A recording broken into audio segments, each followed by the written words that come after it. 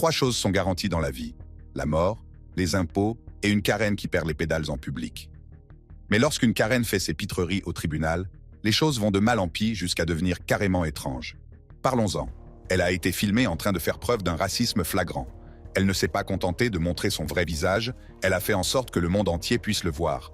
Et puis il y a la Karen qui pensait que la condamnation de sa fille était une soirée comique. Elle a été surprise, en train de rire pendant l'audience. Voici maintenant celui qui a pensé que se moquer du juge, en plein tribunal, était une bonne idée. Mais attendez, les choses s'améliorent ou s'aggravent. Une Karen a non seulement répondu au juge, mais l'a également attaqué. Dans cette vidéo, nous verrons comment ces femmes réagissent à leur condamnation au... Shayna Ubers. Shayna Ubers a été inculpée de meurtre au premier degré pour avoir tué son petit ami, Ryan Poston, en octobre 2012. Elle lui a tiré dessus à 6 reprises dans son appartement de Highland Heights, dans le Kentucky. Madame Ubers a affirmé avoir agi en état de légitime défense, déclarant que M. Poston avait été violent et l'avait jeté à travers la pièce. Cependant, la police n'a trouvé aucun signe de lutte et le salon semblait normal. Lors de son interrogatoire par la police, Ubers s'est comportée de manière étrange, dansant, virevoltant et chantant. Elle a également fait des plaisanteries troublantes sur le meurtre, affirmant qu'elle lui avait donné son nez, en lui tirant une balle dans le nez, comme il le souhaitait. Lors de l'interrogatoire, elle a semblé montrer un manque d'urgence, presque comme si elle faisait semblant d'être blessée par son état, alors que ses actions suggèrent qu'elle aurait pu essayer de mettre fin à ses souffrances en l'achevant. En 2015, Madame Ubers a été reconnue coupable du meurtre de Madame Poston et condamnée à 40 ans de prison. Sa condamnation a ensuite été annulée parce que l'un des jurés avait un casier judiciaire, ce qui n'est pas autorisé par la loi du Kentucky. Lors d'un second procès en 2018, Ubers a de nouveau été reconnue coupable de meurtre. Cette fois, elle a été condamnée à une peine d'emprisonnement à perpétuité avec possibilité de libération conditionnelle. En attendant la révision du procès, elle a épousé une autre détenue, Unique Taylor, une femme transgenre. Quelques mois plus tard, en janvier 2019, Madame Ubers a demandé le divorce, affirmant que leur relation ne pouvait pas être réparée. Madame Ubers purge actuellement sa peine à l'établissement correctionnel pour femmes du Kentucky. Le seul type de Karen qui soit pire que Ubers est la suivante qui a manifesté sa haine pour les Noirs de manière flagrante. Kayla Norton. Kayla Norton et son partenaire, José Torres, ont été inculpés de menaces terroristes et d'agressions graves pour leur participation à une série de crimes haineux en Géorgie en juillet 2015. Ces crimes étaient motivés par des considérations raciales et inspirés par la fusillade de 9 fidèles afro-américains à Charleston, en Caroline du Sud, par le suprémaciste blanc Dylann Roof. Norton et Torres faisaient partie d'un groupe appelé Respect the Flag, qui soutenait l'affichage du drapeau confédéré. Les 24 et 25 juillet 2015, ils ont traversé des quartiers majoritairement noirs à bord de camionnettes décorées de drapeaux confédérés. Ils ont crié des insultes racistes, pointé des armes sur des conducteurs noirs et harcelé des clients noirs dans un Walmart et une supérette voisine dans le comté de Paulding. Leur action s'est terminée lors d'une fête d'anniversaire à Douglasville pour un garçon noir de 8 ans. Le groupe a interrompu la fête en proférant des menaces, des insultes raciales et en pointant un fusil de chasse sur les fêtards, dont des enfants. Le juge William McLean a condamné Torres à 13 ans de prison et Norton à 6 ans. Après leur libération, ils ont été bannis définitivement du comté de Douglas. Lors de sa condamnation, Norton s'est adressée aux invités de la fête d'anniversaire qui étaient présents au tribunal. Elle a assumé la responsabilité de ses actes et s'est excusée. Cependant, certains, comme Melissa Alford, ont douté de la sincérité des excuses de Madame Norton, pensant que ses larmes étaient davantage dues au fait qu'elle avait été prise en flagrant délit qu'à un réel sentiment de désolation. Madame Norton a bénéficié d'une libération conditionnelle en septembre 2019, après avoir purgé une peine d'environ 2 ans. Elle est toujours surveillée par le Department of Community Supervision et reste sous le coup d'une mise à l'épreuve après la fin de sa peine initiale de 6 ans en 2023. Tout comme Norton, la prochaine Karen n'essaie pas de cacher son racisme flagrant. Rita Belew. Rita Belew, 55 ans, de Hatboro, en Pennsylvanie, a été accusée d'intimidation et de harcèlement ethnique après qu'une vidéo la montrant en train de faire des commentaires anti-immigrés dans une pizzeria locale soit devenue virale. L'incident s'est produit le 23 février 2023 à la Amy's Family Pizzeria, où Rita Belew a affronté Omar Quiñones, l'un des propriétaires du restaurant, parce qu'une émission de télévision en espagnol était diffusée. Madame Bellew, qui est blanche, a reproché à M. Quiñones d'avoir diffusé de l'espagnol à la télévision et a fait des remarques désobligeantes sur sa nationalité, menaçant de l'obliger à quitter la ville. Elle a également exigé un remboursement, l'accusant d'être un immigré clandestin. Un employé a filmé la rencontre et la vidéo a ensuite été largement partagée sur TikTok et Reddit. On y voit Madame Bellew critiquer le personnel, affirmant que le programme en espagnol est une insulte aux Américains. Elle a également suggéré que le programme manquait de respect aux anciens combattants, en mentionnant le service de son père pendant la Seconde Guerre mondiale. Madame Bellew a continué à exiger le remboursement de son argent et à insulter M. Quiñones, le traitant d'ignorant. Lorsque Madame Bellew a été confrontée à un employé qui enregistrait l'incident, elle l'a accusé d'être raciste. Elle a ensuite sorti son téléphone pour enregistrer les employés, mentionnant qu'elle avait 4000 followers. Certains employés ont été entendus en train de la qualifier avec enthousiasme de « notre première Karen ». Madame Bellew a continué à fulminer, exigeant d'être remboursée et affirmant qu'elle faisait l'objet d'une discrimination. La vidéo se termine juste après l'entrée d'un policier dans le restaurant, que Madame Bellew reconnaît comme quelqu'un qu'elle connaît. Madame Bellew a renoncé à son audience préliminaire devant le tribunal de district de Hatboro, où elle était accusée d'intimidation et de harcèlement ethnique. Elle a comparu devant le juge Paul Leo au Magisterial District Court, en présence de membres de la famille des propriétaires de la pizzeria. Madame Bellew s'est brièvement adressée au juge, acceptant de renoncer à l'audience.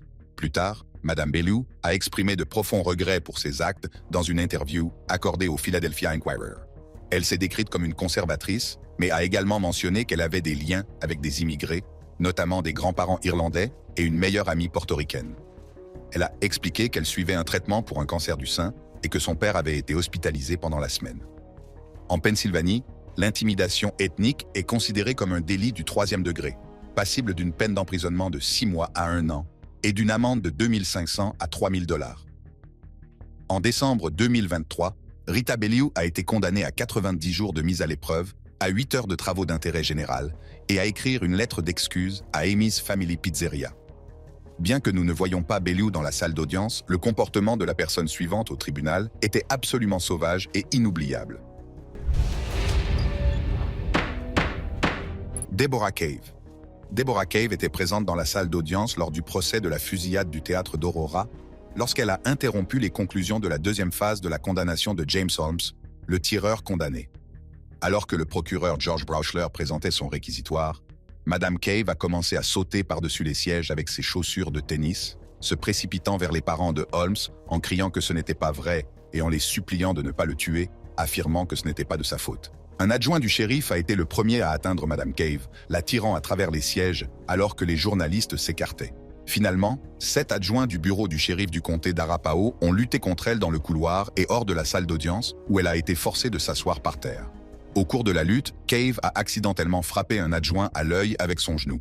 Cave a été ramenée dans la salle d'audience dans l'heure qui a suivi, menottes au poignet, pour une audience pour outrage au tribunal. Elle a été condamnée à 3 semaines de prison. Elle devait également répondre de 4 autres chefs d'accusation: agression au 3e degré, comportement illégal sur une propriété publique, entrave aux activités gouvernementales et entrave à l'action d'un agent de la paix. L'entrée suivante est très sombre. Cette femme a assassiné 2 de ses enfants et a dissimulé leur corps pendant des années. Michelle Blair. Michelle Blair, une mère de famille de Détroit, Michigan, a été inculpée de meurtre, de torture et de maltraitance d'enfants pour le meurtre brutal de ses 2 enfants, Stoney Blair et Stephen Berry. Leurs corps ont été retrouvés dans un congélateur de son domicile en mars 2015, alors qu'elle faisait l'objet d'une procédure d'expulsion. Blair, âgée d'une 30aine d'années, vivait avec ses 4 enfants à Détroit. Elle n'avait pas d'emploi et se débattait financièrement, demandant parfois de l'argent à des proches. Le 24 mars 2015, une équipe d'expulsion s'est présentée à son domicile pour retirer ses meubles parce qu'elle n'avait pas payé son loyer. Ils ont alors découvert les corps de Stoney, 13 ans, et de Stephen, 9 ans, dans un congélateur du salon. Les enfants étaient morts depuis plus de 2 ans. Stephen était mort en août 2012 et Stoney en mai 2013. Madame Blair a admis avoir tué les enfants devant le tribunal, affirmant qu'elle l'avait fait parce qu'elle croyait qu'il maltraitait son fils cadet. Pendant 2 semaines, Blair a abusé de Stephen en l'affamant, en lui faisant boire du Windex, en l'étouffant avec un sac en plastique et en versant de l'eau chaude sur ses parties génitales, ce qui a fait peler sa peau. Stephen est mort le 30 août 2012 et Blair a caché son corps dans le congélateur, enveloppé dans une couverture. 9 mois plus tard, Blair a prétendu avoir découvert que Stoney maltraitait également son fils cadet. Après l'avoir menacée et interrogée, Blair a commencé à affamer et à torturer Stoney jusqu'à ce qu'elle meure en mai 2013. Elle a ensuite placé le corps de Stoney dans le congélateur, au-dessus de celui de Stephen. Au cours de son procès, Blair n'a montré aucun remords, déclarant « Je n'éprouve aucun remords pour la mort de ces démons ». Plus tard, lors d'un entretien en prison avec le Crime Watch Daily, elle a réitéré cette affirmation. « Au début, j'ai pleuré, mais je les aurais tués à nouveau. » Il n'y avait pas d'autres options.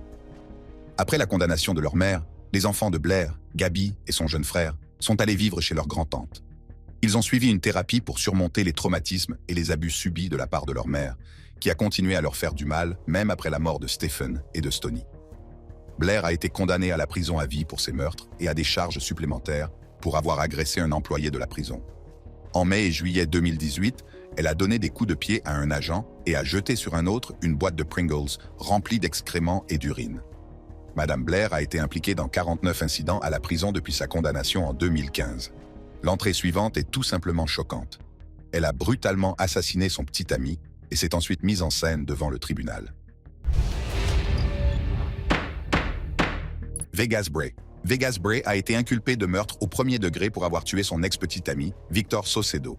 Bray et Saucedo se sont rencontrés dans la marine et ont commencé à se fréquenter en 2010, mais ont rompu à la fin de 2011. Le 16 octobre 2012, Bray se trouvait sur le parking de l'appartement de Saucedo lorsqu'elle a conduit les agents du shérif jusqu'à son corps. Elle a d'abord prétendu que Saucedo s'était suicidé, mais a ensuite admis que l'arme trouvée près de son corps était la sienne. Bray a été reconnue coupable d'avoir tiré 9 fois sur Saucedo avec des balles à pointe creuse. Elle avait acheté l'arme quelques mois avant le meurtre. La défense de Bray a fait valoir qu'elle souffrait d'un syndrome de stress post-traumatique et d'autres problèmes de santé mentale qui l'ont poussée à agir sans contrôle lorsqu'elle a tiré sur Saucedo. Un psychiatre a témoigné que Bray était dans un état dissociatif, de pilotage automatique, où elle n'était pas pleinement consciente de ses actes. Malgré cela, le juge a déclaré que le jury avait tenu compte de la santé mentale de Madame Bray, mais qu'il l'avait quand même condamnée.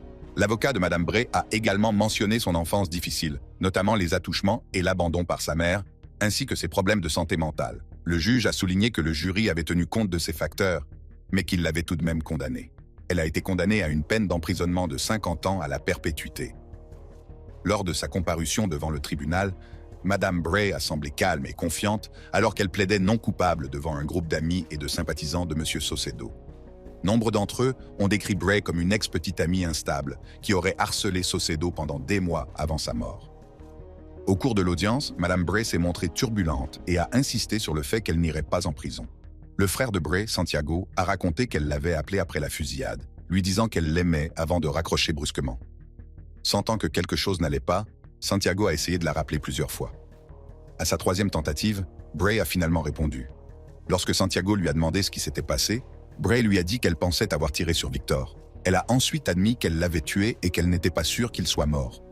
Bray a également indiqué qu'elle pensait à mettre fin à ses jours. Santiago a réussi à la calmer et l'a convaincue d'appeler le 911 pour signaler l'incident. Contrairement aux autres personnes présentées dans cette vidéo, la personne suivante n'était qu'une adolescente lorsqu'elle s'est révélée être le cerveau de l'une des vidéos les plus virales de l'histoire récente. Penelope Soto. Penelope Soto, une adolescente du sud de la Floride, a attiré l'attention du pays en 2013 après qu'une vidéo de sa comparution devant le tribunal soit devenue virale. Elle avait été arrêtée pour possession de drogue et au cours de l'audience, le juge Rodriguez Choma l'a interrogée sur ses bijoux et autres biens afin de déterminer le montant de sa caution. Le juge l'interroge alors sur la valeur de ses bijoux. Madame Soto a répondu en riant qu'elle en avait beaucoup, ce qui a amené le juge à lui rappeler que le tribunal était une affaire sérieuse et non un lieu de rencontre. Après une brève pause, le juge rappelle Soto et augmente sa caution de 5 000 à 10 000 $. Choquée par cette augmentation, Soto a demandé si le juge était sérieux. Au moment de partir, elle fait un geste obscène en direction du juge et l'insulte verbalement. En réponse, le juge Rodriguez Chomat l'a rappelé et l'a condamné à 30 jours de prison pour outrage au tribunal. Le 1er mars 2013, Madame Soto est revenue devant le tribunal pour une audience de mise en état. Il a été révélé qu'elle avait passé 8 tests de dépistage de drogue et assisté à toutes les séances de conseil requises depuis son arrestation. Le juge de circuit de Miami-Dade, Jeffrey Rosinek, a salué ses progrès et lui a souhaité de poursuivre avec succès son programme de traitement de la toxicomanie. Les charges qui pèsent sur Madame Soto comprennent la possession de Xanax et l'outrage au tribunal. Elle a d'abord été arrêtée pour possession de Xanax. et son comportement irrespectueux lors de l'audience a conduit à l'inculpation supplémentaire d'outrage à magistrat. Après s'être excusée et avoir suivi un programme de traitement de la toxicomanie, les charges retenues contre elle ont été abandonnées et elle a été libérée de prison. La personne suivante a fait semblant d'avoir des remords, mais le juge n'a pas été dupe une seconde. Christine Moody. Christine Moody a été condamnée pour le meurtre de Charles et Gretchen Parker en juillet 2013. Les Moody se sont rendus au domicile des Parker à Jonesville, en Caroline du Sud, en prétendant avoir des problèmes de voiture. Une fois à l'intérieur, ils ont tué le couple. Charles a été abattu de 2 balles et poignardé à plusieurs reprises. Gretchen a été blessée par balles et poignardée au cou et à la poitrine. Christine et Jeremy ont été inculpés de 2 chefs d'accusation pour meurtre, enlèvement et possession d'une arme à feu lors d'un crime violent. Ils ont également admis avoir commis un cambriolage au premier degré. Devant le tribunal, Christine s'est montrée désolée, lisant des passages de la Bible et déclarant « Je crois sincèrement que Dieu nous a pardonnés, à Jérémie et à moi. J'espère que vous aussi. » Elle s'est également excusée d'avoir enfreint le commandement contre le meurtre et a demandé à être condamnée à la même peine que son mari, espérant qu'ils pourraient vieillir ensemble. Cependant, le juge Lee Alford n'a pas cru aux excuses de Christine. Il a souligné que le couple s'était souri au tribunal. Elle et son mari, Jeremy Moody, ont été condamnés à la prison à vie. Après avoir été condamnée à la perpétuité, Christine a changé d'attitude. Lorsqu'on lui demande si elle a quelque chose à dire aux familles des victimes, elle répond qu'ils meurent aussi. Elle a regardé avec amour son mari, Jeremy, et a même froncé les lèvres comme pour lui envoyer un baiser. Le couple a partagé un long baiser après avoir été condamné à la perpétuité. L'avocat de Christine, Derek Chiarenza, a demandé à la cour de faire preuve de clémence à son égard. Il a expliqué que si elle avait plaidé coupable, c'était en partie pour éviter un éventuel procès avec peine de mort. Il a également indiqué que Christine avait été victime d'abus dès son plus jeune âge, à partir de 2 ans, et ce jusqu'au début de l'adolescence. Plus tard, elle a été abusée par un pédophile condamné qui n'a purgé que 18 mois d'une peine de 3 ans et qui l'a même harcelé après sa libération.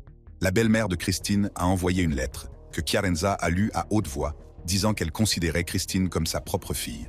Elle raconte que 3 mois après le mariage de Christine, on lui a diagnostiqué un cancer. Bien que malade à cause de la chimiothérapie, elle décrit Christine comme une épouse et une mère aimante et attentionnée. Christine a réagi à sa condamnation avec fierté et sans remords. Elle a même déclaré aux journalistes qu'elle n'avait aucun regret. Elle a également déclaré qu'elle pensait que sa relation avec son mari ne ferait que se renforcer pendant qu'ils purgeaient leur peine de prison à perpétuité. Plutôt que de s'en prendre à d'autres personnes, l'individu suivant s'en est pris directement au juge.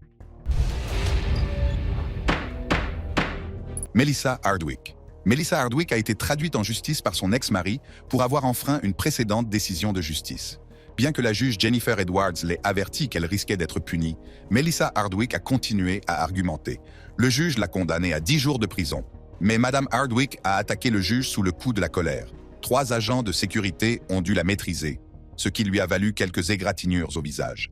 M. Hardwick a été accusé d'avoir proféré des menaces, d'avoir tenté d'intimider une personne impliquée dans la procédure judiciaire et d'avoir résisté à l'arrestation. Elle a été condamnée à 120 jours de prison supplémentaires pour avoir manqué de respect au tribunal. Enfin, la dernière entrée de cette vidéo a été condamnée à une peine de prison qu'elle aurait pu facilement éviter. Donna Kozal. Donna Kozal a été condamnée à 93 jours de prison pour outrage à magistrat après s'être absentée lors de la condamnation de sa fille pour un accident mortel de conduite en état d'ivresse. Sa fille, Amanda Kozal, a été condamnée à une peine de 3 à 15 ans de prison pour un accident survenu le 23 juin 2016 à Redford Township, dans le Michigan. Pendant l'audience, Donna Kozal et un autre homme ont été vus en train de sourire, de rire et de parler pendant que la famille de la victime faisait des déclarations. La juge Kiana Lillard leur a demandé de quitter la salle d'audience. Madame Kozal a passé la nuit en prison et aurait pu être condamnée à 93 jours, mais le juge a réduit la peine à un seul jour que Madame Kozal avait déjà purgé. En larmes, Madame Kozal s'est excusée, expliquant qu'elle était très stressée. Madame Lillard a accepté les excuses de Madame Kozal et a adapté la peine, expliquant que s'il était difficile pour Madame Kozal de voir son enfant aller en prison, c'était tout aussi difficile pour la famille de l'enfant décédé. Elle espère que Madame Kozal a tiré une leçon importante de cette expérience. L'incident a suscité une grande attention et l'approche ferme de Madame Lillard est rapidement devenue virale. Sa page Facebook a été inondée de commentaires de soutien et elle a exprimé sa gratitude, déclarant qu'elle se sentait honorée de servir les habitants du comté de Wayne. Si vous avez aimé cette vidéo, cliquez sur la carte qui s'affiche en ce moment sur votre écran pour accéder à d'autres vidéos.